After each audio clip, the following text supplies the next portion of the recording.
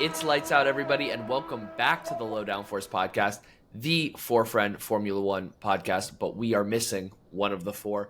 Matt is unable to join tonight, but you have J9, you have Josh, and you have myself, Ben, coming off an off week. We hate those.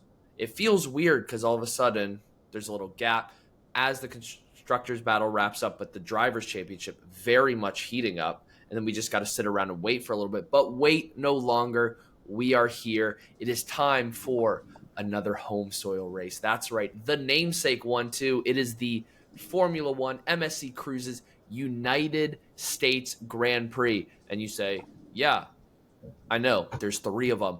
No, but this is the big one. This is the one that's been around. We're coming from Austin, Texas. That's right. The Circuit of the Americas. It's an actual track, people. It's not just racing around Hard Rock Stadium. It's not racing around the Las Vegas Strip. This is a purpose-built Formula One track. It is great fun, and it's certainly going to be an interesting addition this year because it is a sprint race. We haven't had one of those in a while, so obviously the refresher, there's only one practice session, and then we get right into qualifying for the sprint race, qualifying for the Grand Prix, and then, of course, cap it all off on Sunday with the Grand Prix. But there is competitive action Friday, Saturday, and Sunday. So we are here to break it all down. We are here to get you ready because there's a lot of exciting action coming your way. I said we were missing Matt. It's unfortunate. We hate to see it. But Matt's track facts lives on as it always does. Josh, you are the resident Matt today. Like I said, it's a purpose-built track. There's certainly a lot to talk about. What do you have for us before this race? So Circuit of the Americas opened in 2012, making it the first purpose-built F1 track in the United States. The track is 5.513 kilometers, which is 3.426 miles, and there are 20 turns in the track.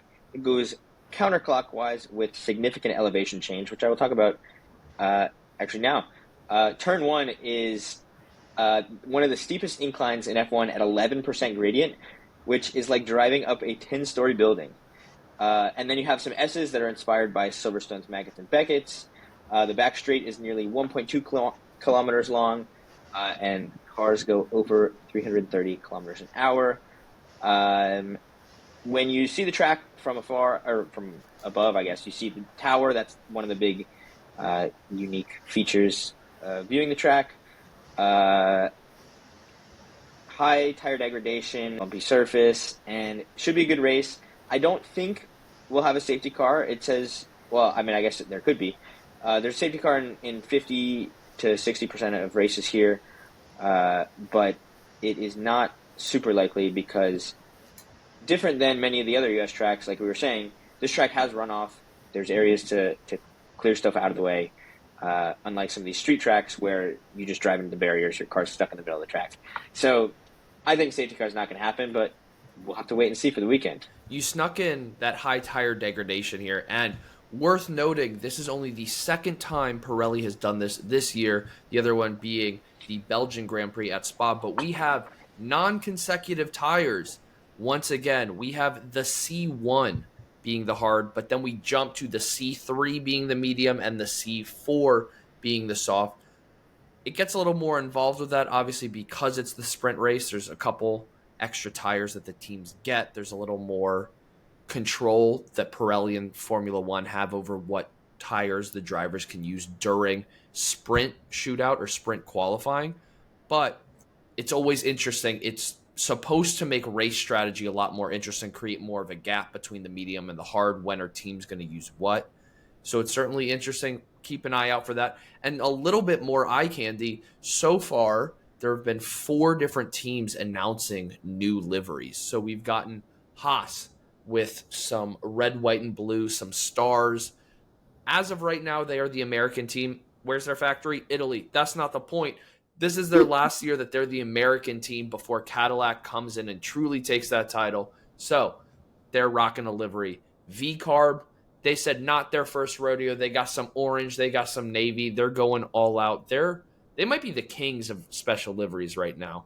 McLaren has a Google Gemini white. They're back in the white race suits for the first time since Monaco this year. So that, and then maybe my favorite of all, Williams has also turned to the color white. They've got a navy and white car, predominantly white. It is crispy. So a lot of things to look for. Maybe reacclimate yourself with what your favorite team looks like this week, because they might look a little different. But we also got to refamiliarize ourselves with what happened last year. J9, you got a little bit of that race rewind. How was it last year?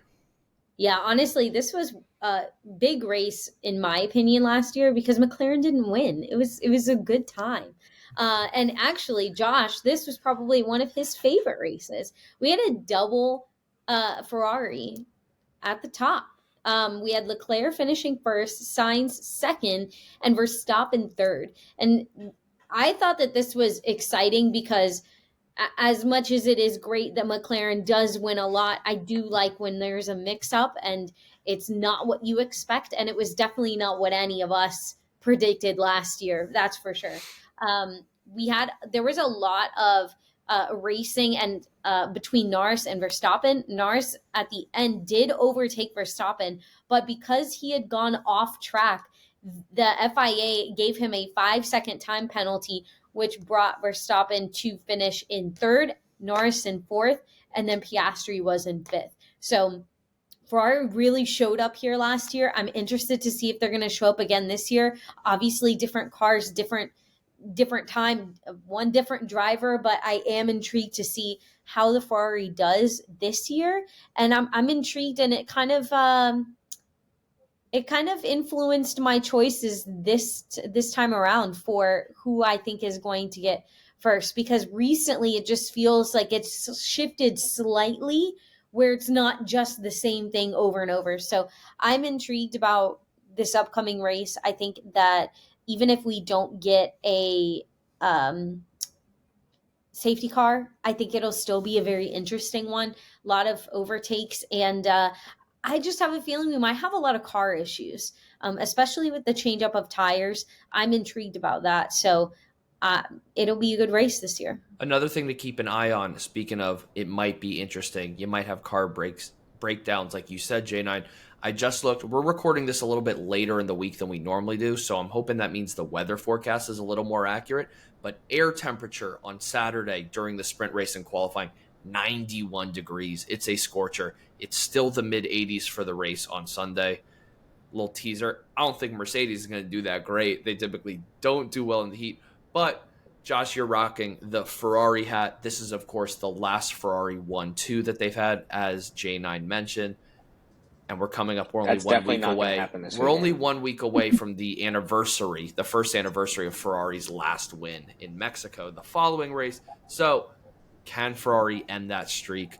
We certainly will see. We've got a lot of predictions to make because it's a sprint weekend. That means we have 2 extra predictions to make. That is sprint pole and sprint winner on top of the usual. But before we get there, Josh, a little update. We are finally in the final quarter, the last 6 races. There's still 3 sprint races. There's a lot of points on the table.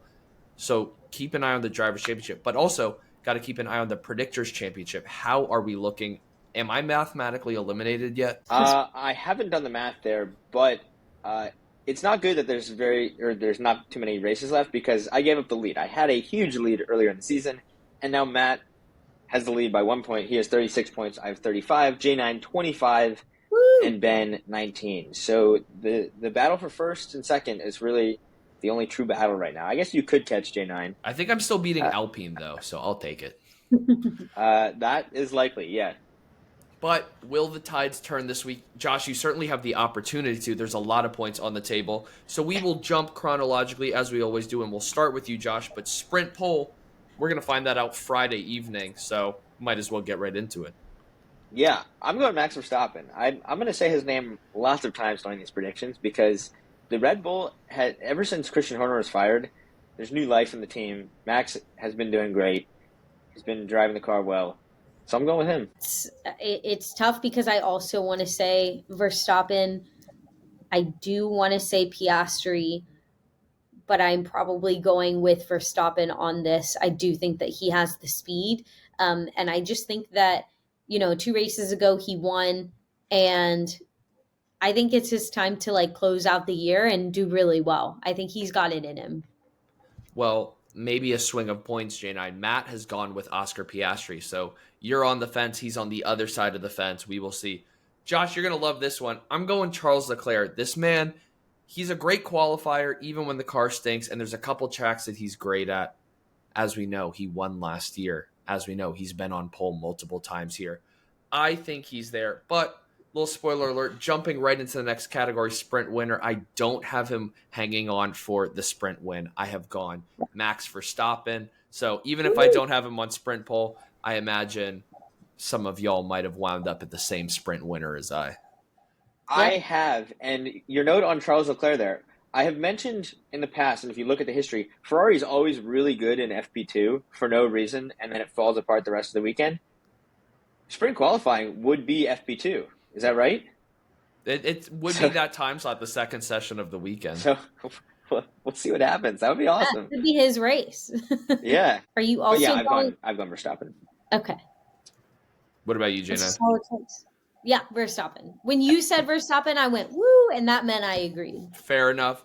Matt, fully locked in. He's the real McLaren fan, apparently. He had Oscar Piastri on pole, but he has Lando Norris winning the sprint, which would certainly be worth watching. I'm sure the drama would be quite intense if we see some McLaren battles on track, especially because you're not required to do a pit stop during the sprint races. So if you're going to make that pass, it's most likely going to be on track. And if you thought that was enough, chaos to start the week, you got to jump right back in for qualifying. The sprint is on Saturday morning. Qualifying for the Grand Prix is Saturday afternoon. So it's back to back to back to back for these drivers. But I went Charles Leclerc pole position. Most of people went Max Verstappen. I did go Max Verstappen on pole position for qualifying. Red Bull sometimes takes an extra second to figure it out, but as soon as they get some race laps, I think Max, especially I have him winning the sprint, but they're going to learn a lot. They usually adjust pretty well. I think come Saturday afternoon, he's going to be the guy to beat. Yeah, I had him on sprint pole. I had him winning the sprint, and I also have him taking pole position for the race. I think he's going to make the Drivers' Championship very interesting. Can you go ahead and spoil it for me? Are you also getting him to win the race as well? I am, yeah. Okay, then we're on the same wavelength, Josh. We're Chip's all in on Verstappen. You're stealing my notes. I guess that makes three of us then. Spoiler alert yet again. But Matt, again, sticking true to his roots. He said Oscar Piastri sprint pole. He said double it, Oscar Piastri pole position as well. But so who do you have at third, Ben? If you chose Verstappen to win it all, I've gone Oscar Piastri. Oh, I think we have the same. I think we'll have to see. Oscar's still very young in his career. I think over the whole season, he's been the best, most consistent driver. This was about the time last season where he started to fall apart a little bit. Maybe it was a race earlier last year. He wins Azerbaijan. Lando Norris then bounces back in Singapore last year and has a massive win. This is where Oscar Piastri started to struggle. Say what you want, listen to the analysts you want. A couple of the F1 analysts, both for Formula One and Sky Sports, some of the other TV agencies, think that kind of that complaining in Singapore about Lando's move at the beginning is signs that maybe Oscar is showing the slightest cracks. I'm not going to jump that far ahead yet, but he is yet to prove at that back end of the season that he can stay consistent all the way through 24 races. He was younger last year. He's learned a lot. He's obviously maturing every year, but I only have him finishing in third. Matt has gone, I said they were going to stink, but a team that nobody's talked about, he's going George Russell. So he thinks that Mercedes is catching a little bit of a resurgence. We just got news yesterday. We don't know any contract details, but we got confirmation from Mercedes, from Toto Wolff, that Mercedes lineup next year with the regulation change will be identical to how it is this year. George Russell and Kimi Antonelli. Again, we don't know the details of the contract. That was obviously a big debate with George Russell, but coming off at least that stability, that good news, Matt has gone with George Russell P3, grabbing a podium for Mercedes. I also have to agree with George Russell getting third. I am a little bit concerned because Mercedes doesn't do so well in the heat. But I think coming off of such a big weekend in the last race, I think that Russell's really got it in him. I think especially after the announcement, maybe last race he was trying to get the position So now that I'm thinking about that, maybe he was really going for it. But I think he's coming off of that announcement, just really trying to continue to make a name for himself. So I still have him getting on the podium, not second, not first, but I think he's still going to be there. So I'm also going Russell. And I agree with you, Ben. I have Piastri there, which means we probably also have the same P2, if I had to guess, since you've already said you have Piastri. I've got Lando Norris there. I've got Lando Norris in P2 as well. He's looked good at this track. Again, he got the penalty last year, but he was very racy. This was the point of the season. Again, Constructors Championship, you need 2 drivers for the whole season, but this is where last year, at least, Lando was really carrying his weight to secure that Constructors Championship away from Ferrari for McLaren for the first time in our lifetimes, just about. So I've gone Lando Norris as well. Matt agrees. He's gone Lando Norris. So McLaren fans align, Ferrari fan, honorary McLaren fan while Ferrari's stinking. So welcome to the Lando Norris P2. Second, man. I think Norris is going to fuck up. And that's the most J9 take ever. I love it. I respect it. Yeah, it is. I've come to expect it. Second, Norris is it's over for him. And we've spoiled it for ourselves a little bit. Over, but it is. We've spoiled it for ourselves a little bit. Josh, you've gone Max Verstappen winning it. J9, you've gone Max Verstappen winning it. I've gone Max Verstappen winning it. Matt has Max Verstappen nowhere in his predictions. He has gone for Oscar Piastri winning. So he wasn't able to win the sprint from his teammate, but he is able to win the Grand Prix. At least that's what Matt thinks. He's certainly more kind of got the papaya tinted glasses on, at least for these predictions. But P10, he's already said both McLaren, so he can't put McLaren's in another slot. P10, the final point prediction. J9, I'm going to jump to you first. Who's snagging 1 point in Austin? Grand Prix, not sprint, to be clear. Grand Prix. To be clear. It's a good question. I think I always typically go for Sainz. I don't know why. Maybe it's because I always want him to have points and he just doesn't strike as doing better than 10th. But I got to give him some credit for this season because he's done really well in his Williams. So I'll choose a different name, okay? I will go with Esteban Ocon. I know that last year he had the fastest lap of the race, which was pretty impressive for him. But I do think that he still has it in him this year. He's done fairly well. So I think he's just going to grab that 10th spot. He's like so mid to me. Honestly, I just scrolled through and mid, but I'm giving him some more credit. You have selected Carlos Sainz like 5 times. Hey, yeah, I know. She was right last time, so who can argue it? I am going with Isaac Hadjar. I feel like he's had some good races this year. He has been mostly consistent throughout the year. RB has kind of fallen off a little bit, like as of late, but I feel like they're still not too bad. And I think Hadjar is gonna finish the year strong because he, as of now, I think would be my rookie of the year. Like I think he's done better. Antonelli's put together 2 good races the last 2, but I think Hadjar has put together just a better season I than him. think. Yeah, that's true. As a European, he does. As soon as before Europe, he was great. He sucked a little bit in Europe. They jumped to Canada for one race. He grabs his first podium. Stinks in Europe. As soon as European summer ends, he's right back up there. We don't get this often, but there's some alignment in P10. Matt has also gone Isaac Hadjar. He's not here to justify it. Maybe it's the same as you, Josh, but you guys are aligned. I just mentioned Kimi Antonelli. I think Mercedes is going to struggle in the heat, so I'm going Kimi Antonelli all the way down in P10, which, depending on the race this year, that's a great performance for him or a terrible performance.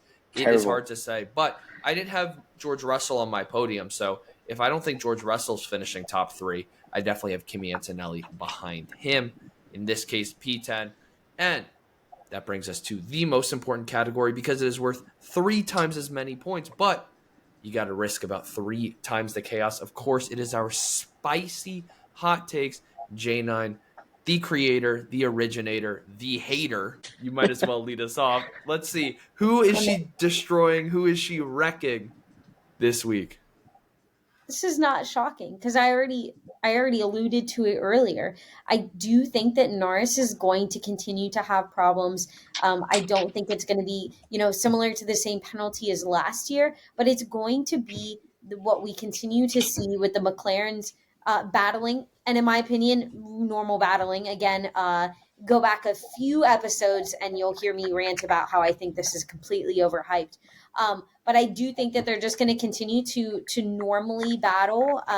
But this time, I do think that it's going to cause a little chaos within McLaren or some of those around them. So I do think that I'm going to say Norris obviously he's not getting on podium, but I think that he's going to make a significant impact, and I'm really going to choose Mercedes in this as well, because usually I mean, it's either Russell because sometimes he has a hot head, or Kimi because he just doesn't have enough experience. But I think Norris is going to be battling with one of the two, and they're going to not do so well. I'm gonna go as far as What to does that say even mean? not finishing. Okay, Lando Lando Norris DNF? not finishing. Jeez Louise. Matt and I That's also much for piling right? on McLaren, but maybe for some opposite ways. You hinted at a little bit. Matt's exact wording: McLarens are going to fuel the drama in the Drivers' Championship, and that between the sprint race and the Grand Prix, they are going to trade. They're going to swap the leader basically 4 times over those 2 races. So he said Oscar on pole. He said Lando winning the sprint race, but he's got Oscar ahead in the Grand Prix. So look for I have a lead changes. point of clarification for this. Does this mean they have to be in first and second, like the lead of the race, or just the He lead wrote between the two of trades them? the lead. Ooh, And I mean, it matches his predictions. He obviously Yeah. has all 4 competitive sessions being. But like, if Verstappen gets pole and they fight for second and third, nothing. nothing. He can No. stake his claim against the court of arbitrators that we are. Yeah, But that's will he just us. succeed? I don't think anybody's at all. succeeded. But I just mentioned that I gave out half point one time. Matt has McLaren topping all 4 sessions. That's exactly my spicy hot take. In the opposite, McLaren will not finish top of any competitive session this weekend. So, hey, maybe they're the champions at FP1. Guess what? That means nothing. So, I've gone, as I mentioned, Charles Leclerc, Max Verstappen, and Max Verstappen. Yeah, you heard that name a lot. We talked about how the Drivers' Championship is heating up. Could Max sneak his way into the fight and then come out on top? I think McLaren are good, but right now you got to be great. And the last couple races, they have not been the cream of the crop, the class of the field. And so I think for the first time all season, I don't know if this is true. I'm just saying this. I'm guessing that McLaren will not top any competitive session all weekend. I know that's not true because not every weekend's a sprint weekend. But there's 4 sessions. They just need to top one of them, and I'm out. But I'm locking it in. I know that was long-winded, but I'm just so excited. F1 is back. We got double the fun. We got double the competitiveness this weekend. We certainly got to lock in. It is going to be super exciting, and even more exciting for all of You you. want my hot take? No, I'm going to skip right Not through it. really. No, I guess we'll got to pause for Josh's hot take. I saw the Ferrari hat. I figured it was irrelevant, so we keep it moving. But Usually is whatever. I'm going McLaren in my take. of course, why not all 4 of us? Yeah, after they have now won the constructors title, I declared it last race the end of Papaya Rules. I think they're allowed to play bumper cars now. They've already won the team title. It's every man for himself. I think they're going to crash in the sprint. The 2 Into each McLarens are other. going to crash specifically. Yeah. So Josh is Into going each other. crashes in the sprint. J9 is going Lando's crashing out in the race. Matt thinks they're going to be swapping back and forth with the lead. And I think they're not going to lead any session. We're talking all McLaren, but some of the right reasons, some of the very wrong reasons. Josh, I'm so sorry to have jumped over you, the hot take there. I was Hate just so that. excited, as should people like us on the East Coast of the United States, because if you're racing in Austin, that means we're on our side of the world. We are getting into the part of the season where we get normal, good, exciting race times. May they compete with college football? A little bit. May they compete with the NFL football? A little bit. But it's worth tuning in. There's a championship on the line. So I mentioned sprint shootout, sprint weekend. That means every day is important. The sprint shootout is at 5:30 p.m. EST on Friday. The sprint race, 1 p.m. on Sunday. Qualifying 4 hours later, Saturday, 5 p.m. Saturday. Sprint race and qualifying on Saturday. Of course, as always, the only thing on Sunday is the Grand Prix, and it is at 3 p.m., a glorious normal time. You can sleep till noon if you want to. Get up, do some laundry, get lunch, still enough time before the Grand Prix kicks off. So you want to check it out. It is super exciting. There's a lot of hype. We mentioned a lot of liveries. This race gets blown massively. It is the most attended race. I don't know if that's true each year, but I think the record 2022, 440,000 people across the whole weekend. So it's Texas. Everything's bigger in Texas. You know how it be. So stay What tuned. accent was that? I don't know. I'm just excited. I can't contain my energy. I'm skipping Josh's hot take. I'm bouncing all over the place. There is a lot of energy. I'm just so excited for it. Hopefully the McLaren boys do well, but if not, my predictions might come in for me. So you will just have to tune in all weekend long to see what happens. And then, of course, we will be back after not just one race, but 2 races this weekend to break it all down. But until then, everybody, stay speedy. Goodbye.